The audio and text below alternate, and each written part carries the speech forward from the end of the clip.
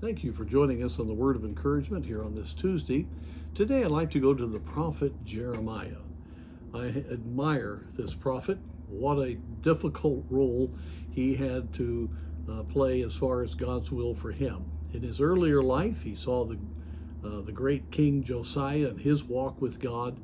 But then after he was killed against Egypt, everything went downhill from there. And God brought to pass what he said he would do in the law in Deuteronomy, that if they turned from him, and of course the Lord was patient for hundreds of years, but if they would turn from him, he would give them over into captivity. So Jeremiah saw with his own eyes the terrible destruction of Jerusalem under Nebuchadnezzar. He's called the weeping prophet, and you see that in Jeremiah, obviously in Lamentations, which he also wrote under inspiration. But the thing that I want to mention here about Jeremiah is something that ought to be our heart. And we read in verse 7 of chapter 14 of Jeremiah, O Lord, though our iniquities testify against us, do thou it for thy name's sake, for our backslidings are many, we have sinned against thee. He knew that the judgment of God was because of their sin.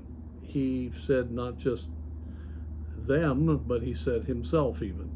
And then he pleads with the Lord for the people of God. He acknowledged that they were getting what they deserved. And then verse 10, Thus saith the Lord unto this people, thus have they loved to wander. They have not refrained their feet. Therefore the Lord doth not accept them. He will now remember their iniquity and visit their sin. Then said the people unto me, Pray not for this people, for their good. And then Jeremiah, with this really heart-rending word from the Lord, just cries out to the Lord in the next verses. I'm not going to go into all of them, but he pleads then with God to work. Reminds me of Habakkuk, same kind of situation. And realizing that there was going to be a terrible destruction, we find throughout Jeremiah his calling upon God to work. And then we read in Jeremiah 29, where Jeremiah quotes the Lord in verse 11, For I know the thoughts that I think toward you, saith the Lord, thoughts of peace and not of evil, to give you an expected end. Then shall ye call upon me, and ye shall go and pray unto me, and I will hearken unto you. And ye shall seek me and find me, when ye shall search for me with all of your heart. And so then you see the heart of Jeremiah to intercede. And of course this affects Daniel a few years later as he cries out in Daniel chapter 9, quoting this wonderful passage from Jeremiah. I've gone through a lot here, but I just want to say, here you have men that accepted the will of God, understanding the situation, but crying out to God for his goodness, crying out to God to work. And you know, God did work.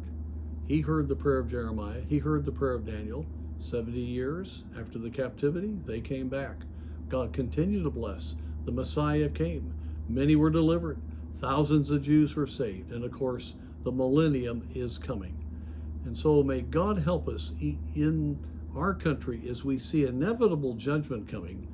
We need to realize how merciful the Lord is, how good he is. And we need to pray for others and pray for God's mercy, that many will come to him. And God hears those prayers.